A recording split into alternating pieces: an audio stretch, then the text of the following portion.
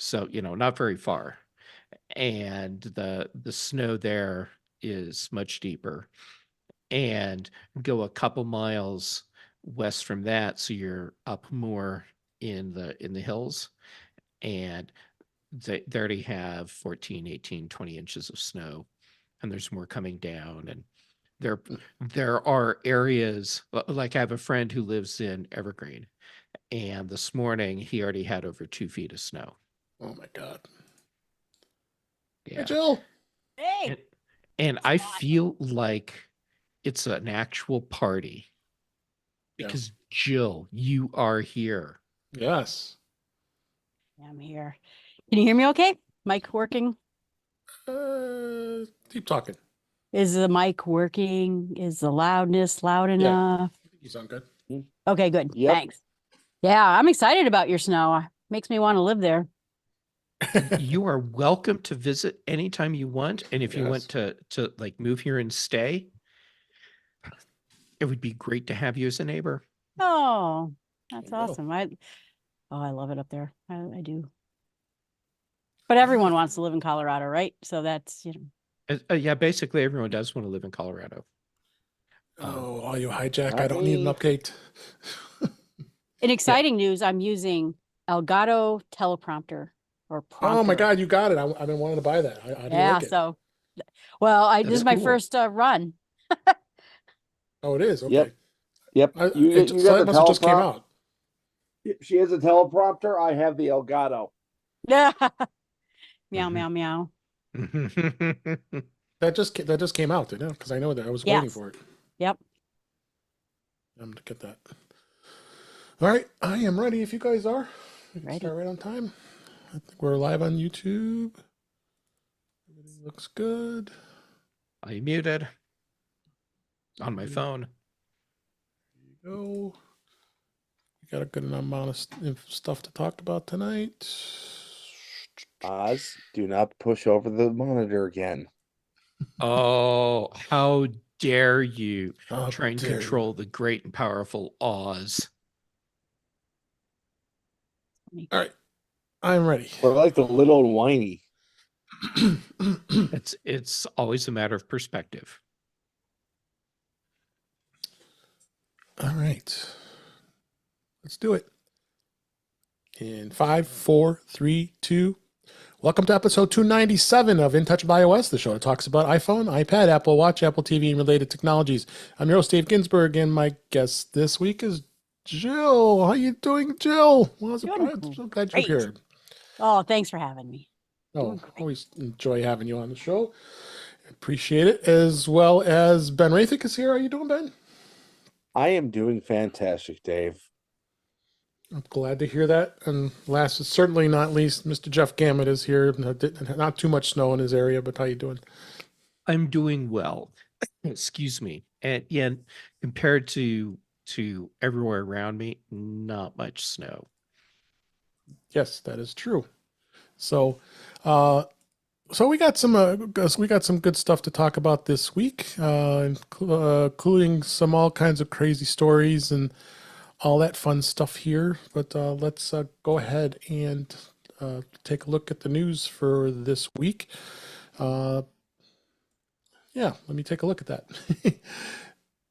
Where my screen here, and I've got first thing I'll do is our topics this week. And beta, there is no beta. iOS 17.4 is the current version. We talked about it plenty last week, and listened to the show last week's show about a lot of the details. Anybody have anything that stands out since we've had it for a good long week or 2 weeks here that 17.4 does that we didn't talk about last week? I don't think there's much for us Nope. here. How you been? You did not go on beta, right? You just updated like a normal cycle, Jill. That's right. Yeah. So I got off the beta bandwagon, but I looked at the review notes and there's not much there for us. It seems like a lot of fixes here and there. 17.4 was great. Yeah, and But one is besides, like I talked about the Apple Podcast app with the transcriptions, which I'm That's absolutely loving. So that was a big thing. So, yeah, there's not much else to say about that. But Apple is preparing for already an update, 17.4.1. that didn't take too long here. They seem to appear to be working on it because there was some evidence in the software update and in Mac Rumors says this. It's in their website logs this week. The logs have revealed the existence of several iOS 17 versions before Apple released them, ranging from 17.0.3 to 17.3.1. So I would go under the assumption that one update is not going to be much of a difference, I would think, other than bug fixes and such. Haven't heard much else. Ben, have you heard anything else on this update? I didn't find anything else. I haven't heard much, but I'm not particularly surprised. iOS 17.4 came out the day it did because it had to. Why the rest of the related operating systems came out like a few days later. There's probably some stuff they just didn't get around to and have to clean up post-release. It took quite a while for them to get 17.4 out, so that's for sure. Jeff, Jill, do you have anything else? No, not to the beta. Yeah, like I said, 17.4 was pretty great, but the beta looks a lot of EU stuff, and yeah. Well, not much that affects us here in the United States, but it's going to be interesting to see what the next beta is. Is it going to be 17.5? I mean, who knows? I would go under that assumption, but so far we got nothing. The people who like to be on beta all the time, you're going to go through withdrawal for a little bit here, at least for a week anyway. So the other, let's go ahead and move on to some of the other topics this week. I want to talk about subscriptions. Subscriptions with apps. There's always been a controversy. A lot of people don't like paying for subscriptions on a specific app. I think many of us here do partake in that, and I think it's worthwhile in some cases. A good example is we love SetApp and pay for that for Mac because that gives you a great great catalog of apps and for not a big price difference here. But there has been some reports that subscriptions for iOS have been failing to make more than $1,000 a month. The report that was surrounding this, it was provided from in-depth data across 2023, was showing how most struggle to make enough to even get by. This was a report from Revenue Cat called "The State of Subscription Apps." That contains about 30,000 subscription apps across 290 million subscribers. And it was broken down here. So there's lots of numbers here. So only about 17.2% of these apps will reach the $1,000 a month subscriptions, but those that do will grow more easily. And about 59% of those apps reach $1,000 a month monthly revenue, or they reach 2,500, and 60% of those will reach 5,000. So I guess it's a range. Really, it's the app that it counts. You got to have a good product, and what's something that someone's going to be interested in, interested as far as of the app itself and what it does. So I think this is definitely something really interesting to see that these app developers are they making ends meet. What do you think, Jeff?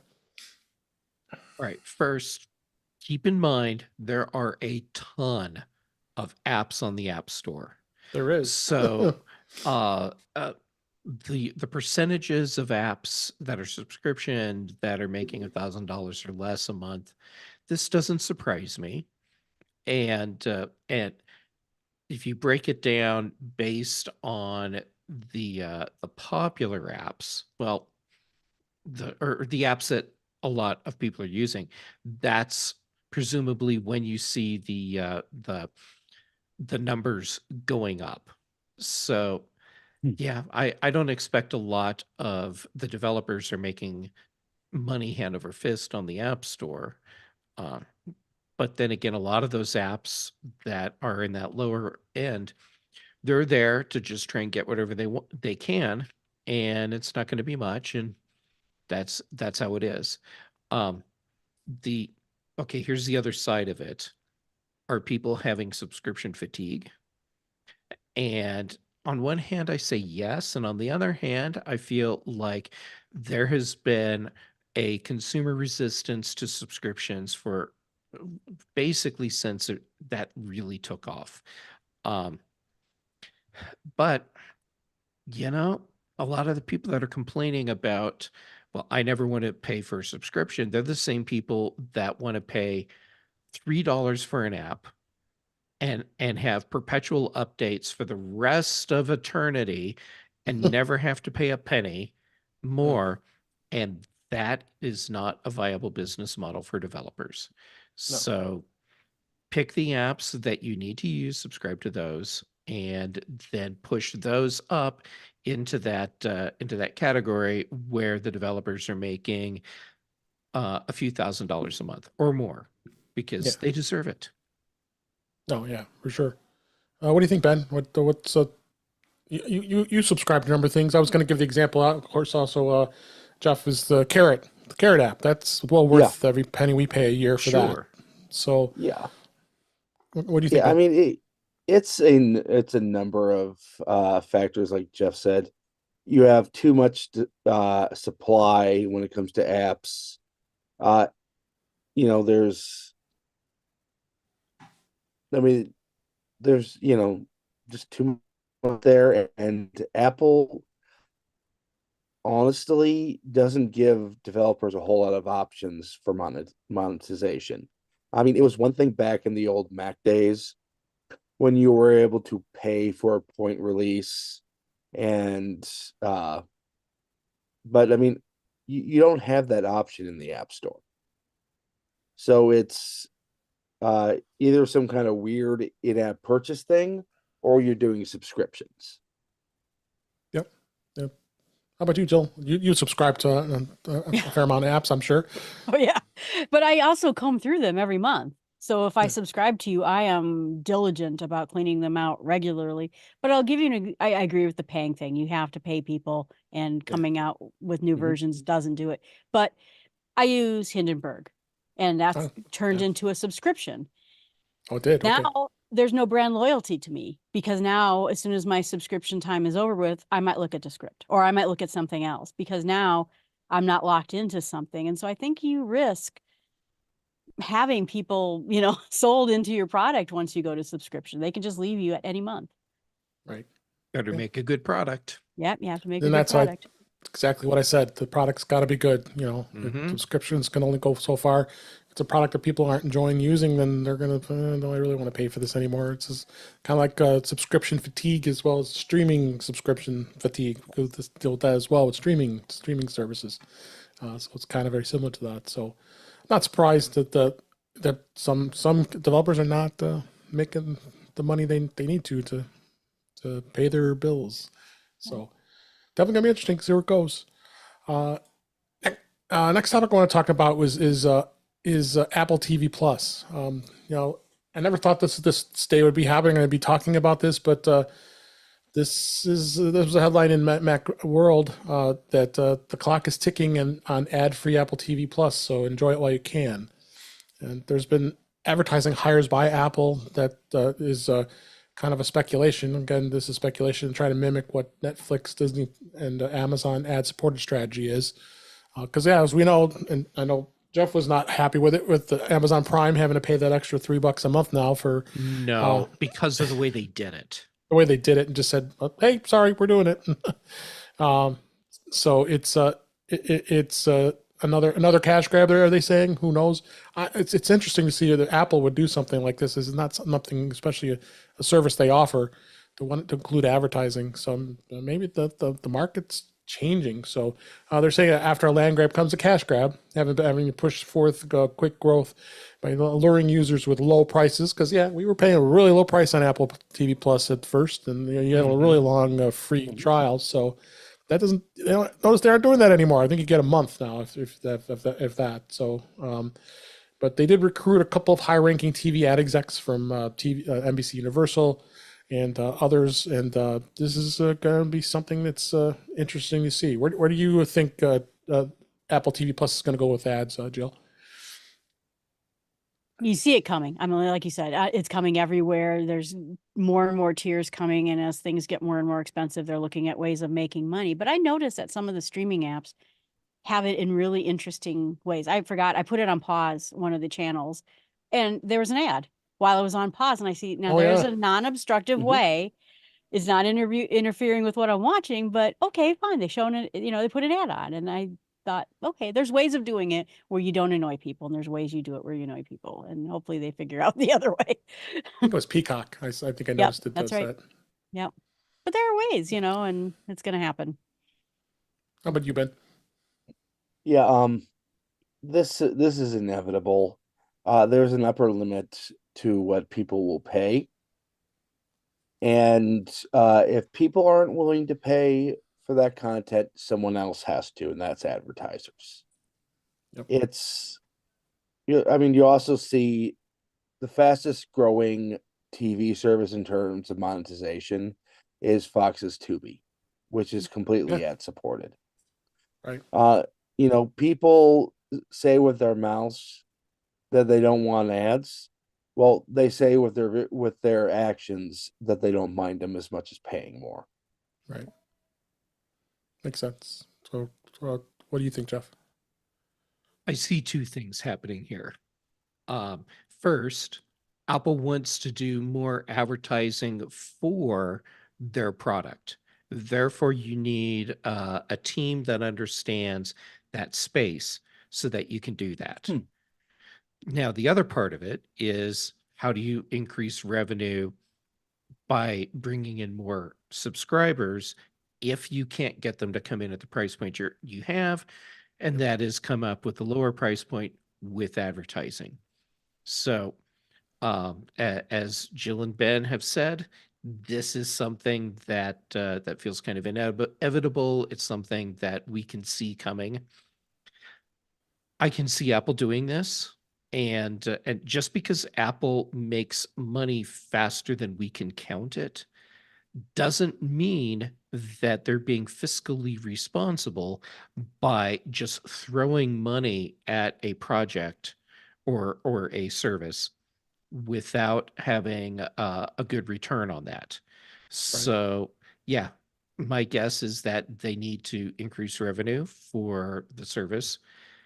My feeling is that because Apple is being less of a jerk about the way they treat customers than some other companies, Amazon. Excuse me, there was Yeah. something caught in my throat and it was There very was. bitter.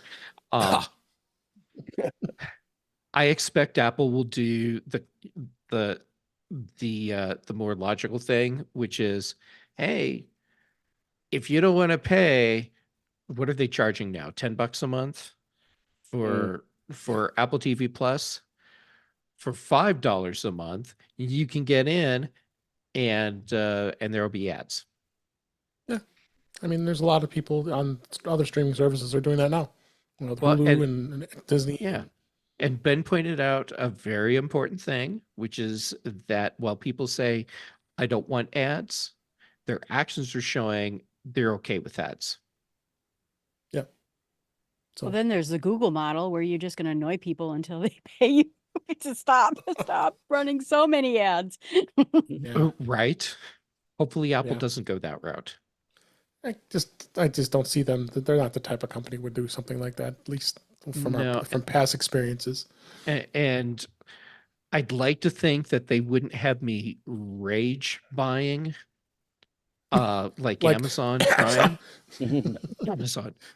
Those guys. Yeah, I mean, I was swearing as I was adding the $3 a month no ad thing. 'Cause it took like 15 minutes, half an hour into the first day of that watching, and the While you're ads hit, watching. and I was like, nope, not happening. Not Yeah. happening at all. Yep. All right.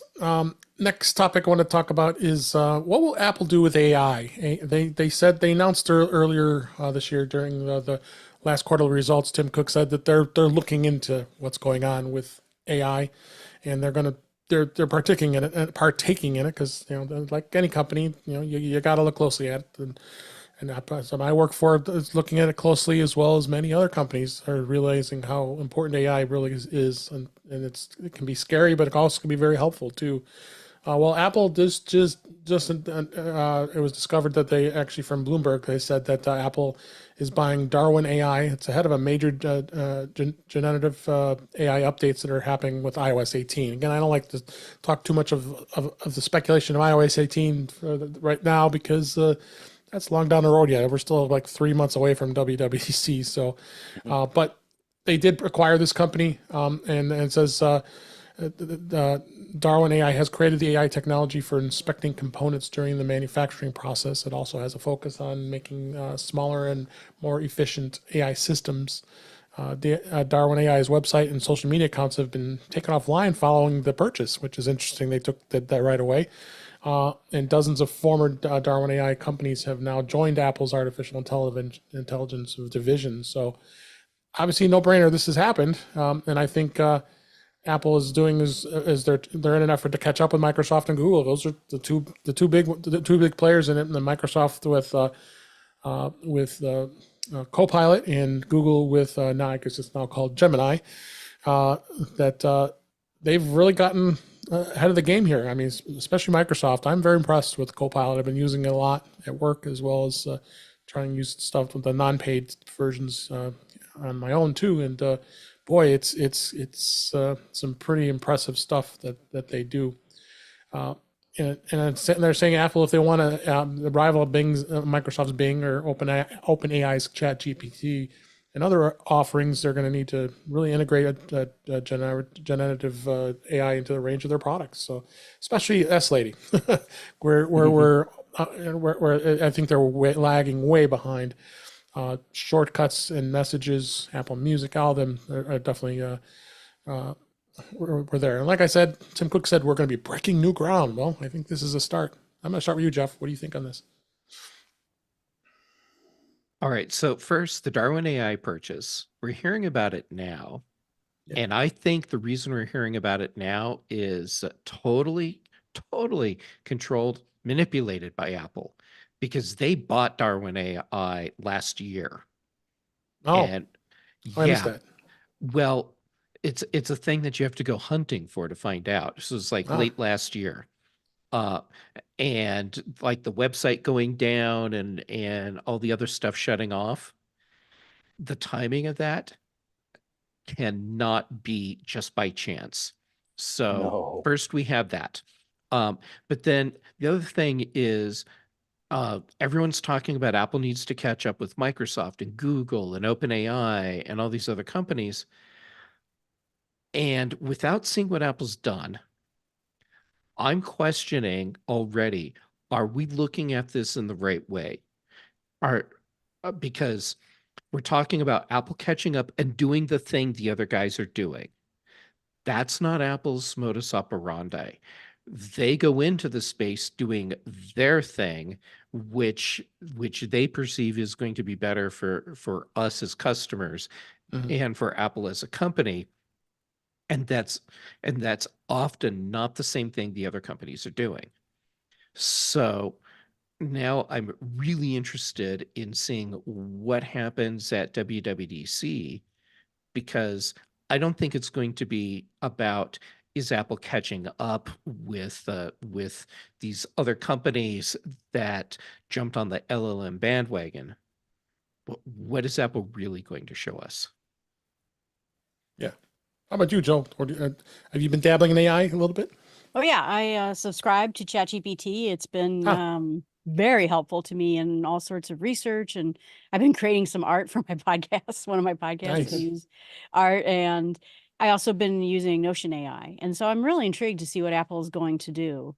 If it's going to be, since this is a smaller company, improving Siri, making it so that when you ask for certain things, you get more of what you're looking for, even maybe in find and the search bar, something like that. So maybe it is going to be quite different than what we're seeing otherwise. Yeah. How about you, Ben? Jill, I have a question for you. Oh, go Dave, ahead. I'm totally just No, taking over go for a for second. it. Go for it. So, Go. Jill, since you're doing a lot of stuff with generative AI tools, have you started experimenting with the tools where you can run an LLM completely locally? I use Whisper Transcription, which is an LLM that's run Yes. entirely locally, and it's I have it too. fantastic. It is absolutely fantastic. Yeah.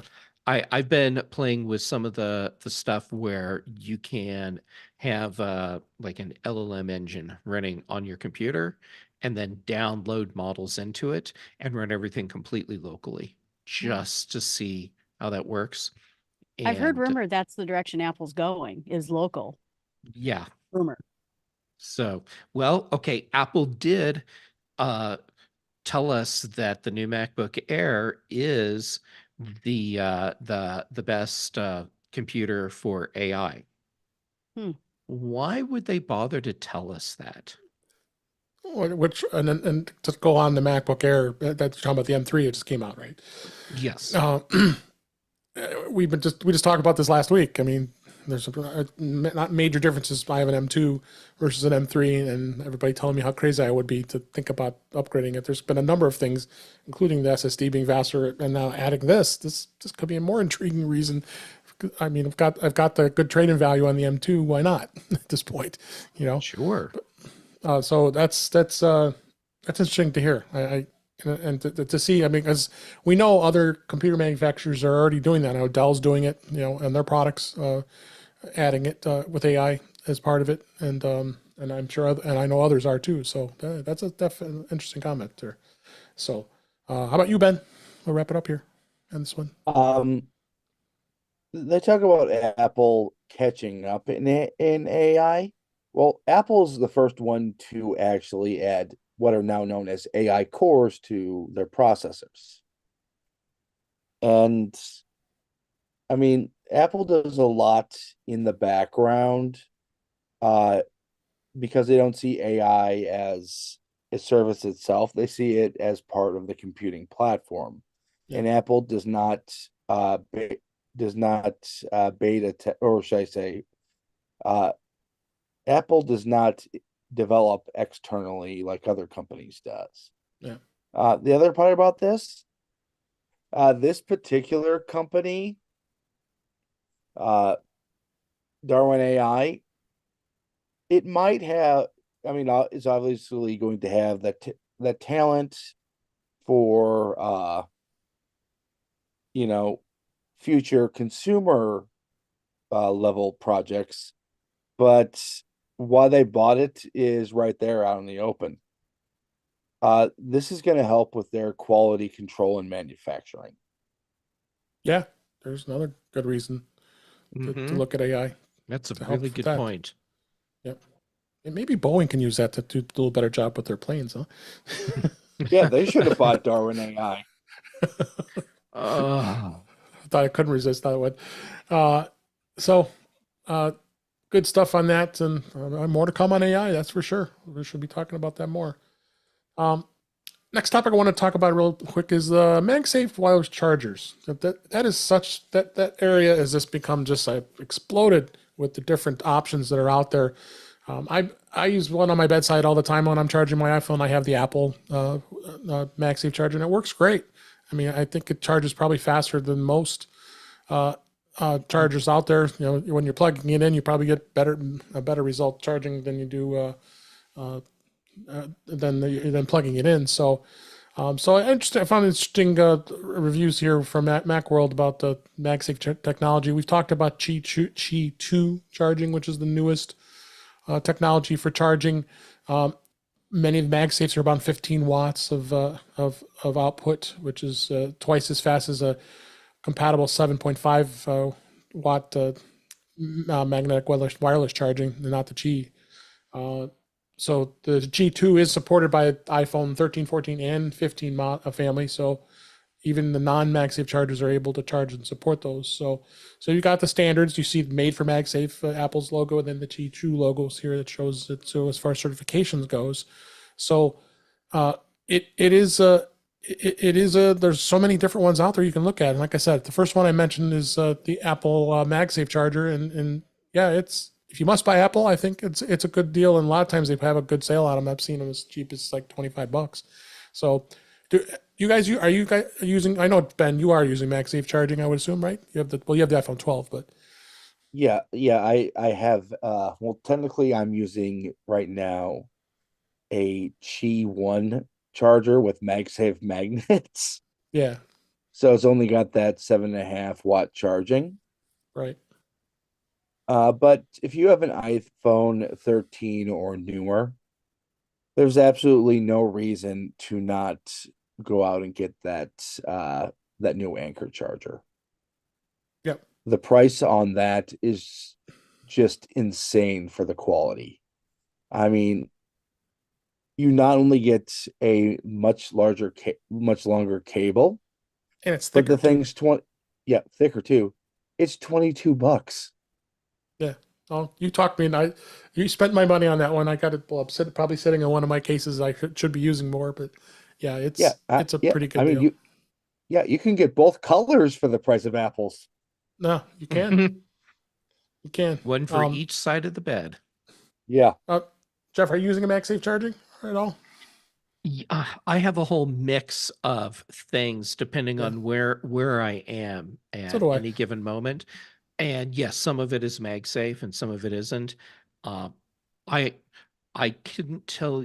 No, the only place I plug my phone in to charge is in the car, and that's only because I haven't found an in-car Qi MagSafe thing that makes me happy. Yeah. And as soon as I do, then I'll be all over that. There you go. How about you, Jill? Do you do MagSafe charging on your phone? I do. I have one next to my bed, which is one of the oldest ones, and it's slow, but it's just there all night, so it doesn't matter how Yeah. slow it is. Yeah. But I do have a fantastic car mount that fits in the Apple MagSafe charger, and Nice. it's fantastic. And I'll send it to Jeff. Jeff and I will just talk about it. Right. Yeah, I mean, if you have a link, share it in the show notes. We'll share it. I'll put it in the show notes. Okay, sounds good. But it's great, and that's where I have the official one because it's just that mount is so fantastic. So, yeah. I hear you. So they are showing a couple other ones, and I'm actually might be tempted to buy this one. I just put it on. I just noticed here. This is a Belkin Boost Up Charge Pro Wireless Charger. I'll put a link in the show notes for all the chargers that are out there on this article. It's $29.99. It's a 15-watt charger, and it has a kickstand and a really long cable. But it is more expensive than they say. It's a more expensive than an Apple charger. Well, it's $30 at Amazon, so it's like pretty comparable here. Yeah. So that's a 2-meter cable. That's pretty long for a cable, and 15 watts, and it comes in black or white. So of course those are normal colors we are expected. So I might be buying that one just because. And we talked about the Anchor charger. I have this one too. This is the Qi 2, the MagGo charging pad, and they say it's a budget charger. Yeah, you can get it for 20, like you said, $22. Yeah, that's a pretty good deal, and it's 15 watts. So there's another one that's out there too, and there's a bunch of others. I'm not heard of this brand. Well, this is only 7.5 watts. So why would you spend $36? This is by a company called ESR Halo Lock. ESR is a fantastic company. That's right. I remember ESR. Yeah.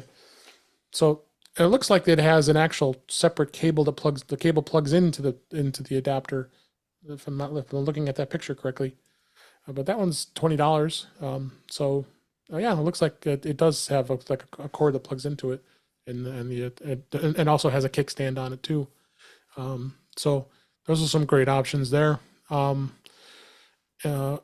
12 South is another one. They have the high rise. That's it though. They make great products, and then this is a 3-in-1 that'll save some space and also charge your watch and your AirPods. And that's 15 watts, but that's a little more money. That puts you at about $150. So it'll depend on if that's something that would work for you. Yeah, you're starting to go into some of the more of the stand chargers, which are more money. And then it really is going to be dependent if it's something that you really feel that the need for. I bought an inexpensive one that wasn't a G-Charge. I think it was from Wolfie that wouldn't work properly with my case. So I threw the towel in. It's good as a stand now. So that's why I use the MagSafe charger instead. So, but yeah, there's some really good choices out there of both the MagSafe chargers and the stands. You guys have any of these stands? I don't have any of these that are listed here, but But they looks like some good stuff. Yeah, but again, they're pricey. They're $150. So Yeah, I have one of Anchor's stands. It's the kind of origami thing Mhm. where it folds up so you can do travel with it. right, It's not the one that's in this article, but yeah, it's great because it's all in one. Lay everything flat, have your phone up, and use it in nightstand mode, whatever. yeah, Yeah, oh yeah, these are great. yeah. There's so many others in here that you could go with. We'll definitely have links to Amazon on many of these that we picked today in the show notes. So and take a look at those because yeah, I think it's definitely a way to charge your phone these days. I mean, I don't even know why I use a power cord anymore. Just bring the MagSafe with me, to charge when I have to. I've got a dock station for Dell since I have to have Dell and Mac next to each other. It kills me every day when I have to do that. But that Dell has I've talked about this charger before. They have an actual docking station that has a flat surface that's Qi charging. You can just lay your phone right into the charger when you're at your desk and be able to charge it. And for being a docking station for a computer, it works for both Mac and PC. That's another good choice too. But yeah, MagSafe charging adapters are really good.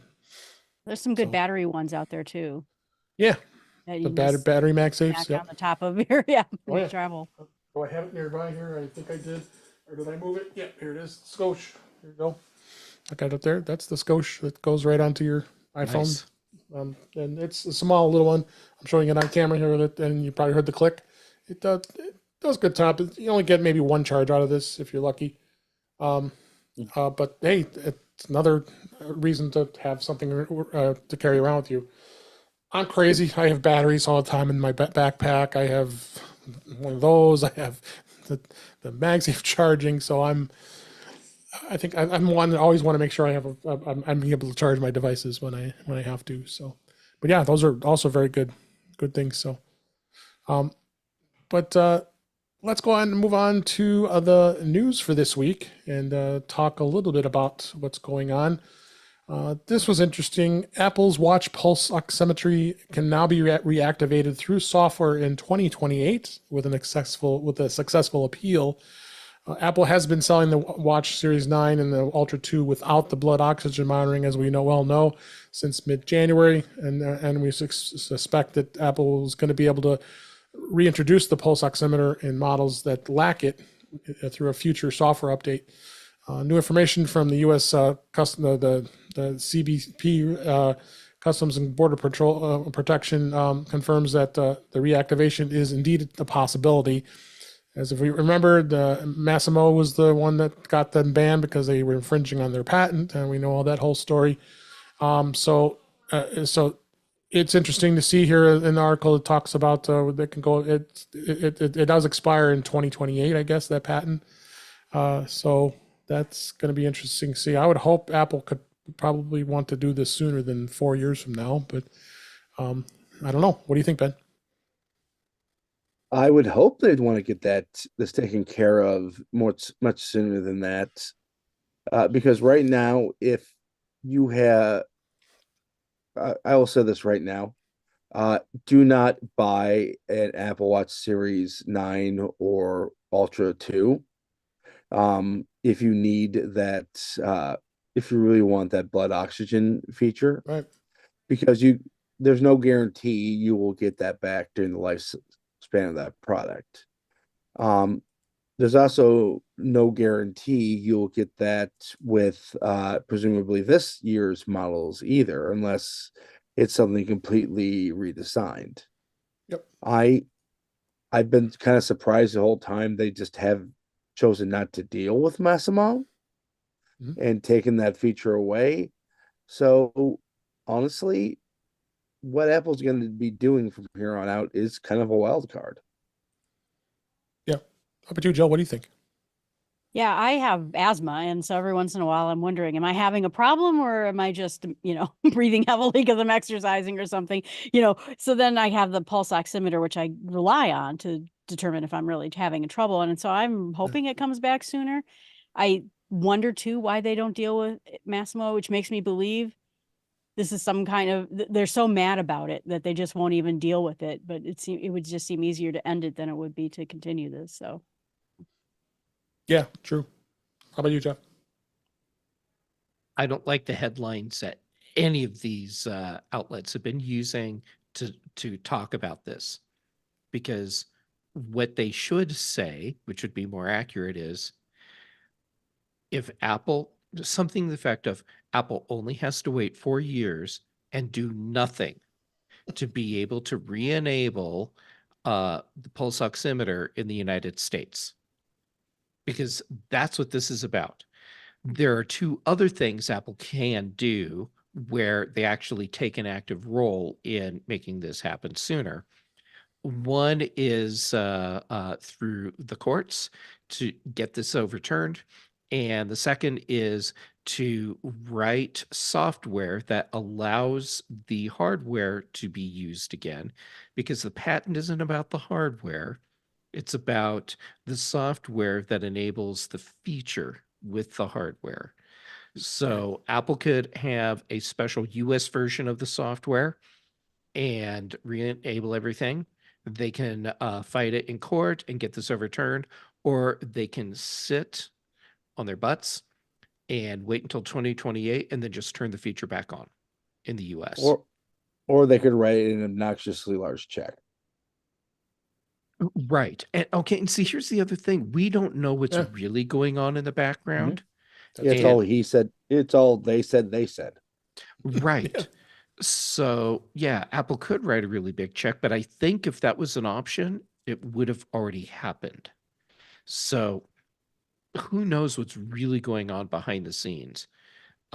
Especially with a company that can just keep putting zeros on a check until someone says yes, and it's not going to break the company.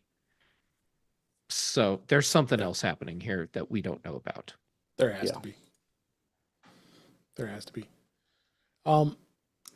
Next story here. iPhone SE 4th generation is going to be expected to depreciate heavily. Resale value trends have suggested that the iPhone SE 4 may not hold its value as well as the other Apple models. This was according to Cell. That's SELLCELL. According to the report, iPhone SE models have historically been depreciating much more rapidly than the other more premium offerings.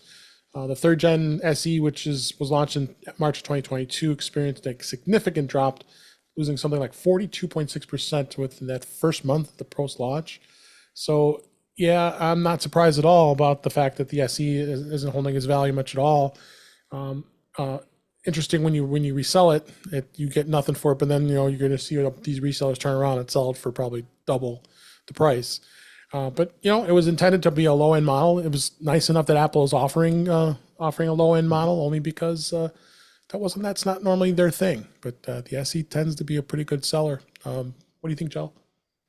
yeah, I was looking at the differences, and it seems like you're right. In some, they have to have a cheaper model. And in the past, the SEs used to be smaller too, and that was kind of a Right. benefit if you didn't like the bigger phones, which my friend's always looking for something smaller. But now it's the regular size. It's missing dynamic island. It's missing the cameras. It's missing the crash detection, I think, too. And so you think you're losing a lot by it, and maybe that's why it's not holding its value. It's just the simple smartphone at that point. Yeah, no, that is for sure. How about you, Jeff? I'm having issues with this. Because it's And I know I'm just like cranky tonight. So I went and checked out the article that started all of this. And on Cell's website. yeah, I'm looking at it now. and I'm questioning a lot of what I'm reading here, and I'm getting a heavy LLM vibe coming off of this piece. Okay. Just saying. And and they the data that they're presenting, and the spin they're putting on it, which is, wow, the iPhone SE 4 is a dud on launch because we don't think it's worth very much in the resale market. It's not going to be worth as much as a Pro phone because that's not what it is. And it's a lower price point to begin with. Jill, you nailed it. But yeah, I'm just feeling, I'm just not feeling it with this piece. Yeah, the iPhone SE, the new model is not a non-starter, as the article questions, and I really feel like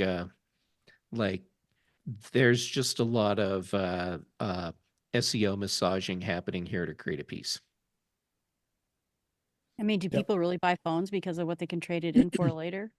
Well, right. And I mean, of course, there are some people that will take that into account, but no, that's not why people buy phones. Yep. How about you, Ben? We're going to be seeing something a little bit different with the SE4 than in previous iPhone SEs. Mm-hmm. The previous iPhone SEs have been holdovers from an earlier era where you had smaller phones that still had the home button.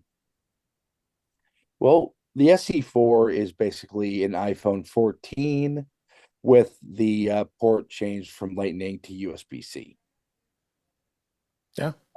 It's going to be a lot more familiar than the current SEs. I think it's going to be a lot more desirable than the current SEs. And quite frankly, Cell is this is just speculation. They're basically handicapping what the aftermarket is going to be for these things. Yep. And to be perfectly honest, in a couple years when they start being available used, I think they're going to be more desirable than like the iPhone 11 or 10R now. Yep. I have another bit to add to this because please do. I can't help it. I think part of this is also Cell telegraphing that they don't want to pay as much to buy the new iPhone SE in buyback because this company buys and sells used phones. Yep, that's it. You hit it right on the nail on the head there. So interesting. A couple comments. For those who are listening to us and watching us live at youtube.com/intouchwithios. We got some great people in the chat tonight. I see Webb. Thanks for being here, Webb, and Brian and Witherbucket. A couple made some comments here. That's Jill's brother. A couple comments here. Brian says definitely a model that is worth having to bring people into the Apple ecosystem. Definitely agree with that. And then Brian also said for us it's our work issued phone. So a lot of companies, if they have a work issued phone, you don't have to have an elaborate iPhone. SE is a perfect model to save some money for since you're buying quite a few of them. And Witherbucket, he says, I was waiting to look into buying an iPhone until they all went to USB-C, so he's not going to go earlier than the 15 anyway. That makes sense, since the 15 is the first model with USB-C. I wouldn't go backwards at this point if you can. So you wait for the 16 to be out this year, then will be the second model into the USB-C connector. So. But again, we went back to MagSafe chargers. Does the port matter much anymore? So you tell us. So definitely interesting. We're going to see where that goes. Also interesting, Apple is now assembling the 6.1-inch iPhone 15 in Brazil. While China is still responsible for manufacturing most of Apple's devices, the company does have some assembly facilities around the world. One of these facilities is the Foxconn Brazil, located in Sao Paulo. Their Apple is now assembling the 6.1-inch iPhone 15. This was noted in a Brazilian blog for Mac Magazine. Apple seems to be shipping iPhones 15 units assembled in Brazil. company has not confirmed the news, and nor there's any explicit evidence on Apple's website. However, Apple's online store in Brazil gives customers a clue to which model they're getting. That's probably because it's got a code, and also I know that Brazil, when you buy technology products, it's just insanely expensive if it isn't made in Brazil. You have to actually, when you buy a product and if it has to be imported from a country other than within Brazil, you pay a premium for it. Because I know firsthand working with Dell, trying to get laptops in there, and they don't manufacture in Brazil, so people pay a pretty penny for the product. So that does help folks to help Apple get people in Brazil to be buying phones, in my opinion. And that's smart. I mean, Brazil's a pretty big country. São Paulo is a very large city. So it's interesting to see where this is, and then Apple is diversifying their assembly chain, and that's smart. You can't be relying on China. We don't know what's going on in China. I mean, I wasn't going to even bring up TikTok with that whole thing going on, but we know that's a bit of a problem in the political world right now. But why not? Companies should be diversifying their assembly chain. What do you think, Jill, on this? Oh, I agree. I think they call it friend shoring, where you're now going to Yeah. find countries we like and that we're friends with, and we're going to start moving manufacturing there. And so I was glad to see it. Brazil's great, and I'm glad to see them becoming involved in it. Yeah. How about you, Jeff? Yes, to both of you. So supply chain goes from component, like raw material sourcing, all the way through to customer delivery. And you need to have a resilient supply chain. And China, if that's the sole place to get iPhones out to the rest of the world, that's a very brittle supply chain. All you need is one failure and you're out. So having assembly locations in different parts of the world makes it more resilient, but also makes it easier to get product to areas faster and less expensively because you don't have to ship as far. Right. The bonus here is that if you're in Brazil and you're buying an iPhone, the 6.1 inch iPhone, then it's going to cost you less because you're getting something that's manufactured in the country. For sure. How about you, Ben? Well, excuse me. If you remember a few years back when Apple started building phones in India, that was initially to comply with Indian import laws. Well, they found out that, not only are they going to make Indian models there, it made sense for them to diversify and make phones of those Foxconn India plants. Well, now they're going to Foxconn Brazil, which I think they're going to eventually diversify again and start making that the regional hub for South America. And do you want to know where Foxconn also makes phones?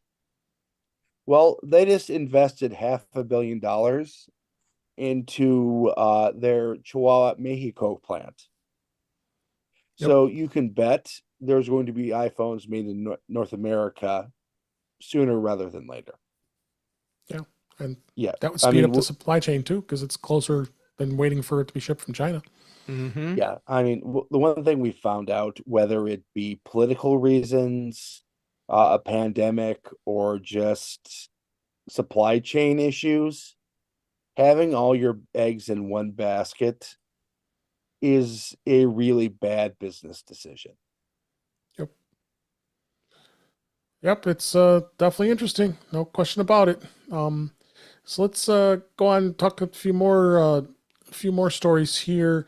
The Apple Sports app, we talked about that. It was we were kind of disappointed to the way it was introduced because there was a lot less features than it really should have had. So, but Apple did do its first update. No surprise here. That's going to support Major League Baseball as well as the NCAA March Madness. As we know, that's going to be a craze coming up here when they get announced that the teams of 68 in the tournament coming up. So no smart move on their part to get it ready so they can get starting people using this app to look at this. This is version 1.1. The app rolled out and it made some optimizations for all those that I just mentioned. And with baseball season just upon us in 2 weeks from as we record here, opening day is going to be here very soon. So it's definitely going to be interesting to see how this app progresses. Right? What do you think, Ben? I mean, Apple's doing exactly what they said they would when they released this app. We're coming up on March Madness. So they're making the app compatible with that. Major League Baseball has opening day in a couple of weeks. So they're opening up for baseball. They're making timed releases to coincide with what sports are available, up to the point where in the fall and they add the NFL and whatever else. Absolutely. What do you think, Jill? I think it's great. I used to be more of a sports fan. Then I followed every game, football, baseball, and I think it's great. I think having it right there on your phone and being able to see it, makes your iPhone just one more thing where I can just look at this one thing and get everything I want out of it. Yeah. And I know, Jeff, you're going to be following Major League Baseball when it comes up, right? I stay up at night. Like I've built 3 Airtables already just for this. I thought so. And I expect that the March Madness, because I'm not exactly sure what that is, but I picture people running through the streets, burning things, breaking windows, beating each other up, and yelling about Landrew. And yeah, that's the World Cup, Jeff. That's the World Cup. Oh, see, I mix this up all the time. But this doesn't matter to me, but it's important nonetheless. And of course, Apple's going to work to update this, and the people that had their panties all in a bunch when version 1 came out because it didn't have the thing they wanted, give it time. By the time whatever it is that you're interested in for sports rolls around, this will be updated and it'll have your thing in it, and it'll be fine. Yes, it will be fine. Speaking of fine, we really like the VLC media player. That's probably one of my favorites when it comes to being able to play pretty much anything in the video format and audio format for that matter. Well, it's potentially coming to the Apple Vision Pro. VideoLAN, which is open source, is working on bringing its popular open source VLC media player to the Apple Vision Pro. And the nonprofit said that it was currently developing a version for Apple's spatial computing headset. We already have a version of VLC running on the Vision Pro. They're just going through the paces of testing it. VLC has recently surpassed 5 billion downloads across desktop and mobile platforms. That's crazy. And according to the organization, the cross-platform media player and framework launched 23 years ago. God, it's been that long already. As a student project, and it continues to attract millions of users every year due to its support for like all kinds of crazy codecs, as well as DVDs and audio CDs and everything else. So this is interesting to see where this goes. This is going to be right now on the Mac. It's version 3.0.20. It's available on the iPad as well as on the iPhone too. What do you think, Jeff, on this? Awesome. This is one that I actually do understand and can get excited about. VLC is a killer tool, and seeing the updates is awesome. And the news that it's coming to Vision Pro, I think, is fantastic, because that means that Vision Pro users will be able to watch or listen to an even wider range of content. And this is the sort of thing that the big media guys that are dragging their feet should pay attention to, because VLC is there, and they're going to take advantage of making content available to Vision Pro users. So, hey, YouTube, Netflix, get on it, get your native apps out. For sure. How about you, Ben? Yeah, it's just one of those apps you expect to be on every platform. The fact that it's coming to Vision OS this quickly, that means it's becoming just a more complete ecosystem every day. Yep, that is true. And how about you, Jill? Used VLC back when I had a Windows media server, and so it's been Yeah. around Nice. forever. There's so Yeah. much, many people who have built VLC around their whole entertainment, so it's great to see. I like to see more of these entertainment, like Jeff was saying, come to Apple Vision Pro, but VLC doing it, it's a great step. Absolutely. It's good to see they're still around too. Boy, it's been a long Oh time. yeah, for being open source, Mhm. yeah, for sure. Other interesting item here is the AirPods. The Apple's AirPods Pro could be getting a quote unquote hearing aid mode later this year. It's been in development for some time, and the AirPods could finally get the FDA label this fall on it. Apple's AirPods Pro are getting closer to being full-fledged hearing aids and marketed as such. This actually was according to Bloomberg's Mark Gurman. The move could have a large impact on the hearing aid market, which has already been shaken up in recent years with the over-the-counter models, because now you don't need a prescription to get hearing aids anymore. And Gurman did write saying that the AirPods Pro are due to receive a hearing aid function as part of iOS 18, which will arrive in the fall. And of course, we'll expect that to be announced at WWDC in June. They had reported this in the fall of 2021 that Apple was working towards a future AirPods model that would have as a function. It's not clear whether or not the hearing aid function is going to be available only in new models or would it be offered as a software update. So they're still working on that. But still, I think this is a great thing with AirPods. That they had they have that speaker mode where you can set the AirPods down and be able to hear it on your phone. So they've already got some functionality when it comes to that. What do you think, Jill, on this? Oh, I think it's great. First of all, my hearing is terrible, so I assume that this is going to come my way. And would I like to look cool wearing AirPods instead of a hearing aid? But I know people with hearing aids, and they say that it's annoying, it's frustrating. And if this could become something that is much easier for people to use and much better sound quality and not have the frustration people have with hearing aids, I think this is great. I'm excited Yeah. to see how this turns out. Yep. How about you, Ben? I mean, hearing aids have that kind of aura of inaccessibility about them.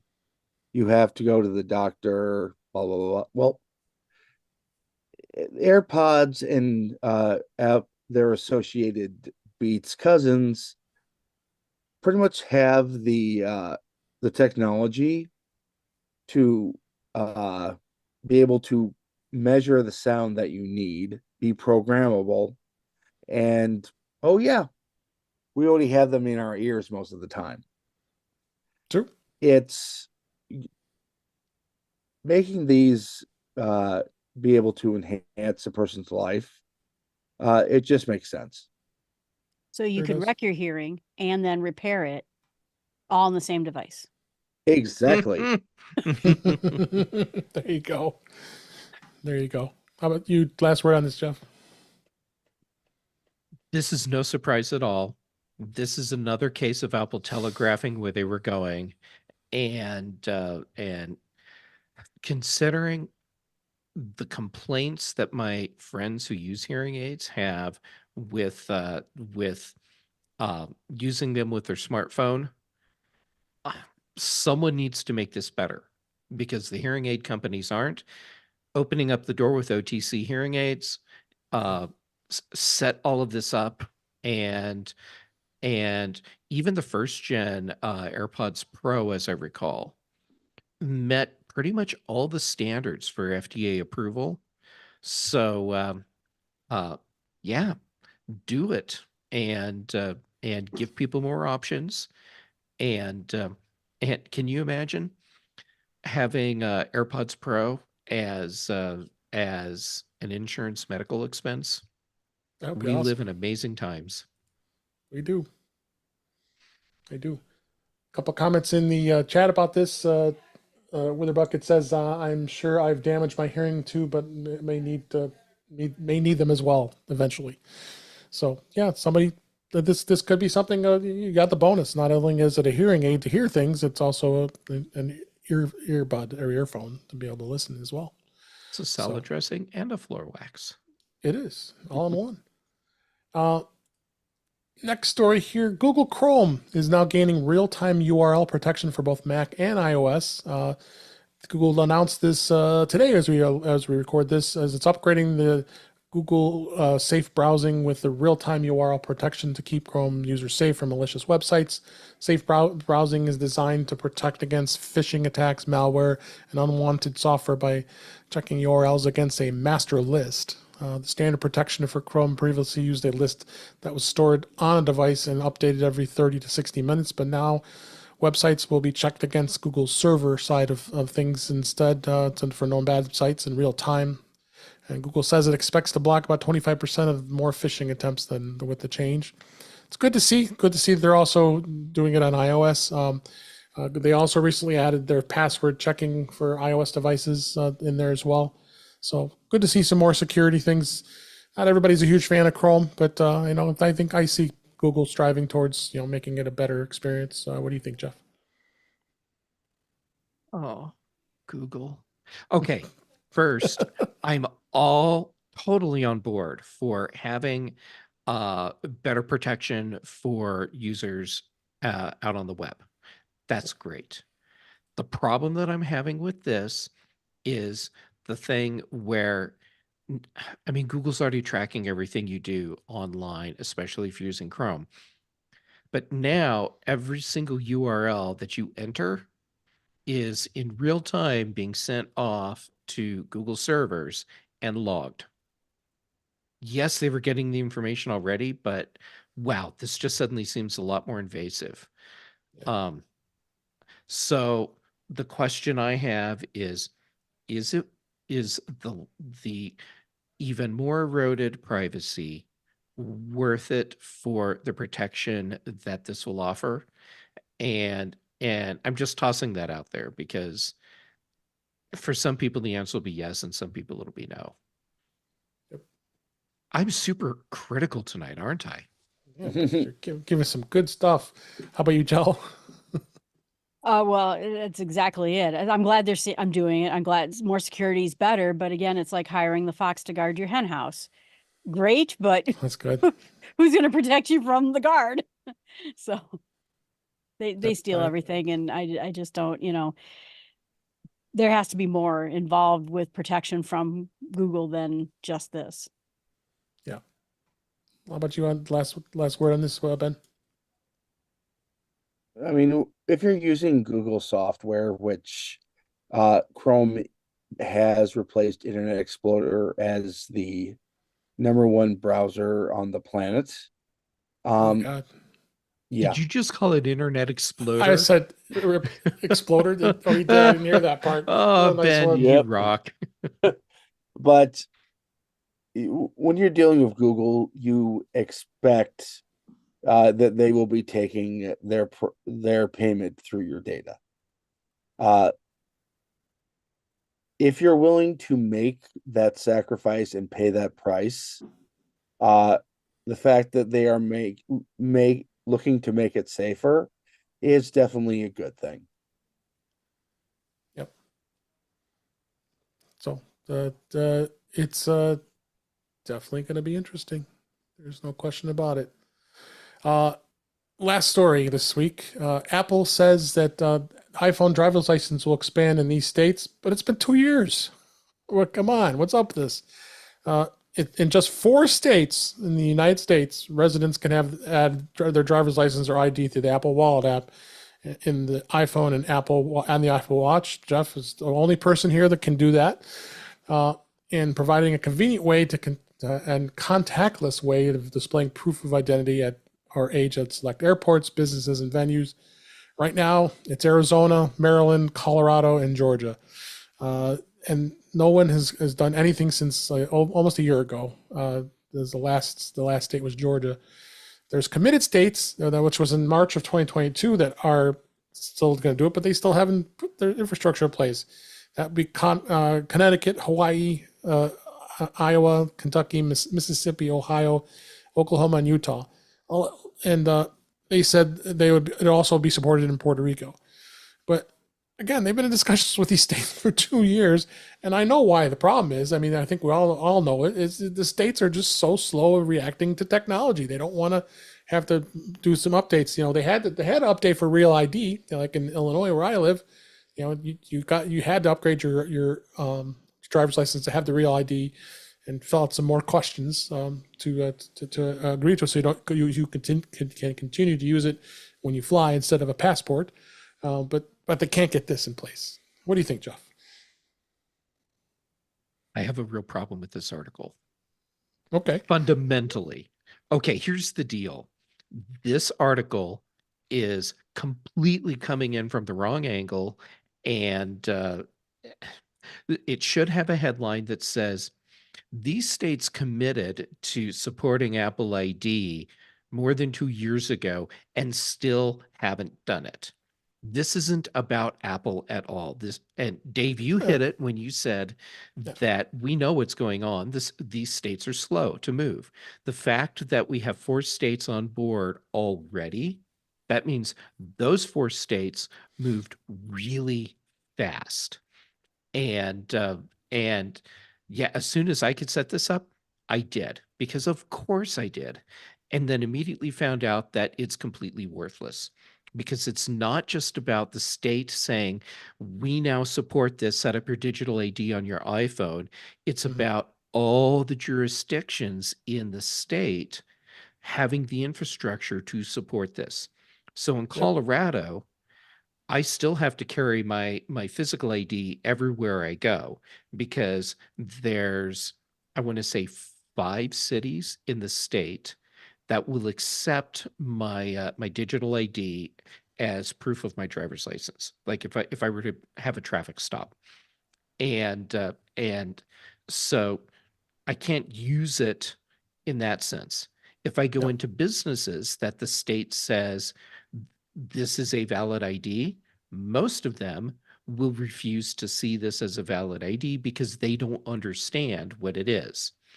And like if I go into a liquor store, when I get carded, because everyone better get carded when they go to the liquor store, even though the state says I can show this to be valid ID, or if I go into a dispensary, same thing. Not going to happen. I have to show the physical ID. Then I learned the hard way that that when you go to airports that support where TSA supports this, even though it's on the TSA website, doesn't mean they're actually supporting it. So Denver International Airport has been listed as supporting this for TSA checkpoints for quite a while. They haven't or didn't actually start supporting this until just a few months ago. Yeah. So anyhow, yeah, this isn't a fair article, and I don't think it was written to show what's actually going on. Come on, you guys can do better than this. All right. That's why I have you here, Jeff, to clear the way of all this poor writing. Just so I can get up on a soapbox.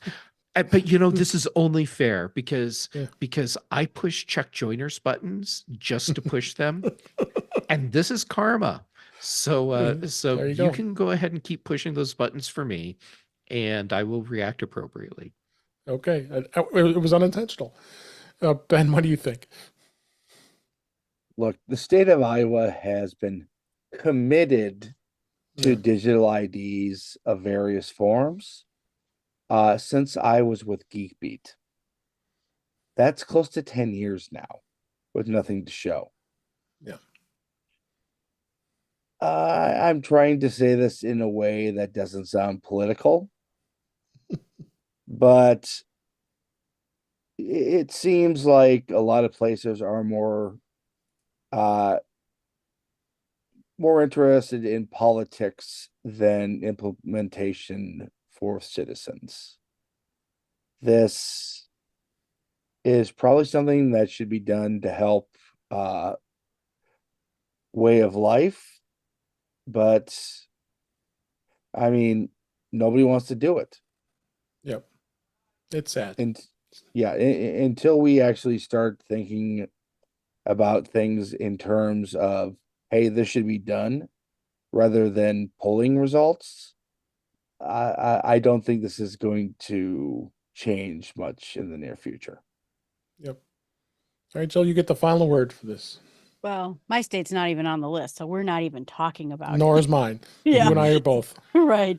But I think this reminds me a lot of the contact tracing app that Google and Apple worked on together. And no one ever implemented it in time for it to do any good because they just dragged their feet. Then some states created their own thing and it was not secure and it didn't work. States would benefit greatly if they would start to get involved in technology, and they're not doing it, and it hurts the citizens and it hurts them because I think eventually there are some benefits to be had for it. So it's a mistake. Right. I think so too. With that, we're way over time, but this was some great conversations, some great topics, and I'm so glad that you're all here this week. So let's go ahead and wrap up. That's a wrap for this week. Please send your comments, questions, and suggestions to our email address, which is feedback@intouchwithios.com. You can follow us on Mastodon at intouchwithios, at techhangout.social. Support the show by buying me a coffee at intouchwithios.com/coffee. We would really appreciate it. You can become a patron of the show by going to patreon.com/intouchwithios. We have 2 tiers available to support the show. We would really appreciate it. Make sure you like, share, and subscribe so you are notified when we are live streaming, which is on Thursday nights at 8 p.m. Eastern Time, 5 p.m. Pacific, on our YouTube channel, which is youtube.com/intouchwithios. I thank you to Brian F. and Webb and Witherbucket, and I also saw Guy Searle in the chat. Thank you for being here as well. So great to have everybody that comes into our chat on YouTube. We also, when you subscribe, you're also going to be able to notify when we're live streaming, and you're also going to be able to go watch the live streams and the recorded live stream and past shows. Visit In Touch with iOS magazine on Flipboard, where many of the topics we discuss are flipped into that magazine. The link is in our show notes. You can subscribe to the show in your favorite podcatcher, including the Pocket Casts, Overcast, Apple Podcasts with transcripts, and many others. But better yet, go to our website, which is intouchwithios.com, where all the links to all the ways to listen to us are on our website. I am Dave Ginsburg, and you can find me on Mastodon at DaveG65 at mastodon.cloud. Jill McKinley, thank you so much for being here. Where can people find you? Well, I just started a new podcast, Buzz Blossom and Squeak, so you can find me there. Nice. It's about nature and getting outdoors and enjoying and appreciating it. But my main site is abetterlifeinsmallsteps.com. That's where you can find everything. Great. Thank you for being here. And Ben Rathick, thank you for being here as always. Where can people find you? Well, Dave, you can find me at Ben Rathig on your social media of choice. Rathig.tech for my writings. On Tuesday evenings, you can find me on Mac Voices Live with Chuck Joyner.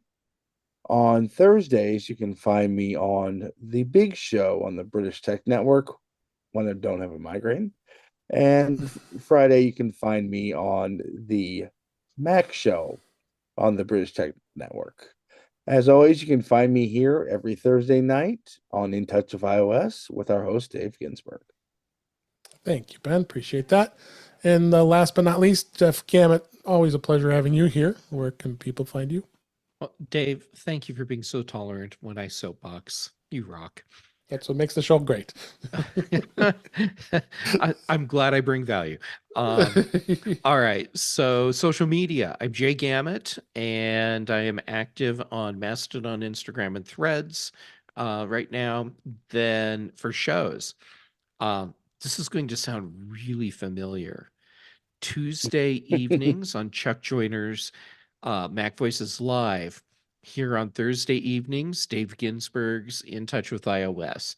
Then on the British Tech Network, Thursdays, The Big Show, Fridays, The Mac Show. And here's the deviation.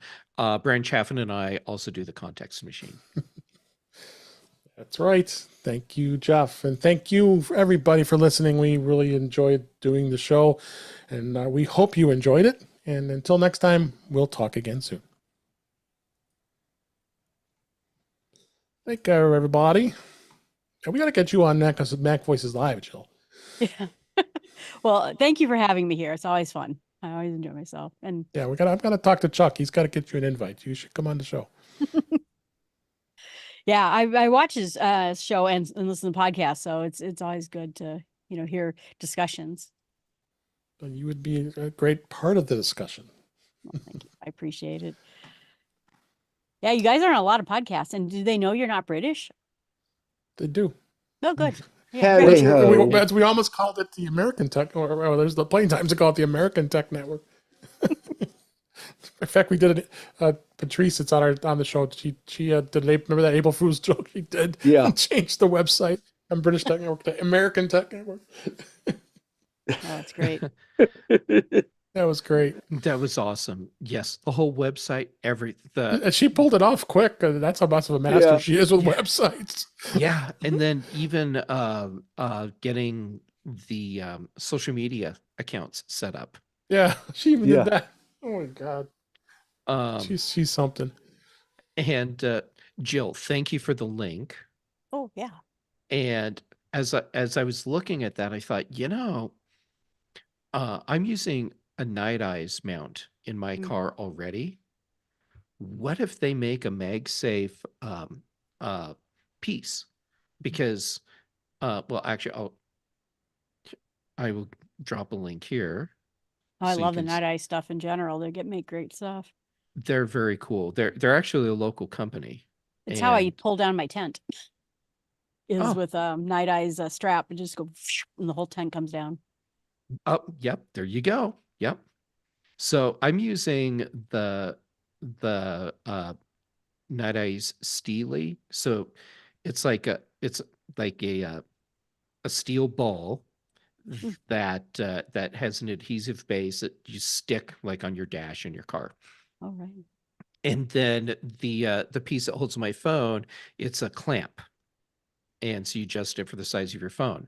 So I thought I should check their website, and it turns out they now have Steely for MagSafe. They probably had it for a while. And so I can buy just the piece that I need for my phone, and then just pop off the clamp, set this on the little steel ball, and I'm good to go. So That's great. that seems like the most elegant solution for right now, since I don't even have to do anything other than replace a piece that I'm already using. That company I sent you, that's local to my town. I actually went over there once. I said it in my order. Can I just come get it instead of having you ship it? Yeah. Like, And they were probably like, yeah, we'd love to meet you. Yeah. And Oh. I've heard of ProClip. Yeah, they make good stuff. Hey, your brother said Jill has a permanent new host. She has room for more shows. that's right. Now I got all the video set up going. So yeah, right. I can do all the things. There you go.